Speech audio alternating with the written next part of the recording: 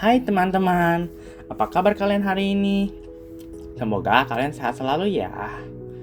Kalian pernah gak sih ngalami momen yang kurang menyenangkan, kayak diganggu teman, atau dapetin nilai jelek, atau hari kalian kerasa sial gitulah? Kebanyakan dari teman-teman pasti langsung ngerasa marah, langsung ngerasa kesel, terus pengen marah-marah, ngelampiasin ke apapun gitu. Nah teman-teman, kejadian-kejadian tadi itu merupakan salah satu ujian yang diberikan Tuhan untuk menguji kesabaran kita. Pada renungan hari ini, kita akan belajar sesuatu yang sering kita sepelekan, namun sebenarnya sulit dilakukan, yaitu kesabaran. Zaman sekarang, segalanya terasa cepat. Informasi datang tanpa henti, tuntutan semakin banyak, dan tekanan semakin berat.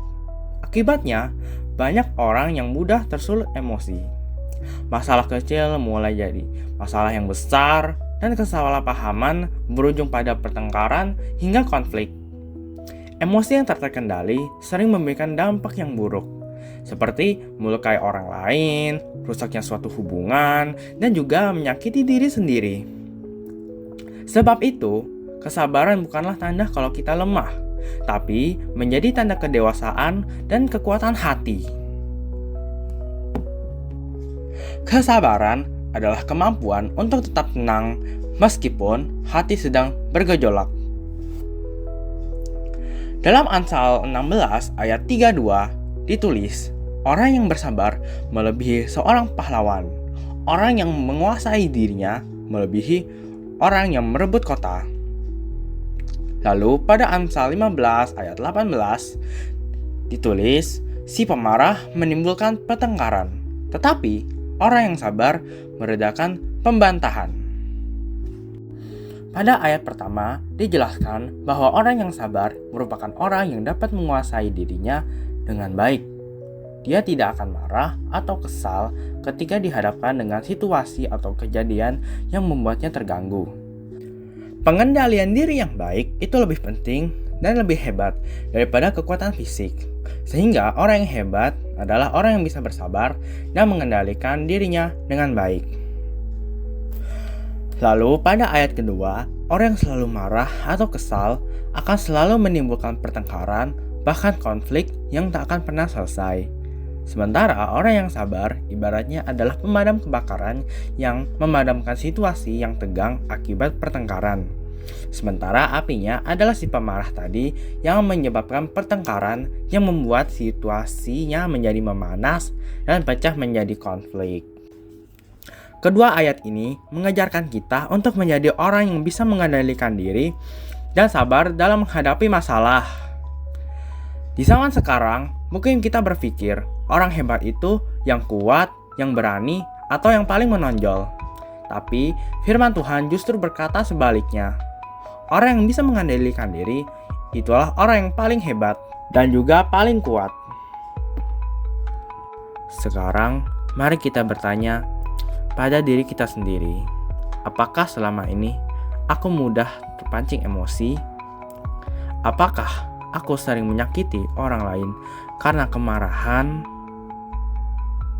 Mulai hari ini, yuk kita belajar untuk mengendalikan diri kita ketika sedang emosi dan belajar untuk sabar. Karena sebenarnya yang perlu kita kalahkan bukanlah orang lain, melainkan diri kita sendiri.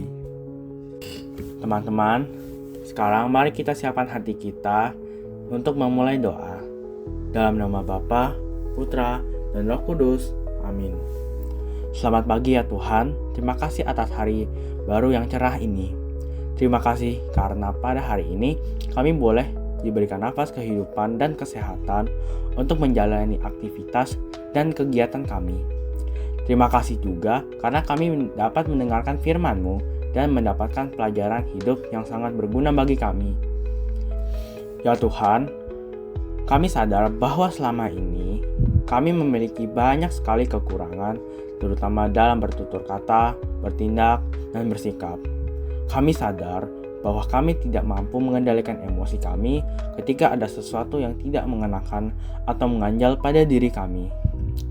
ketidaksabaran kami akhirnya menyakiti dan melukai hati orang-orang terdekat kami.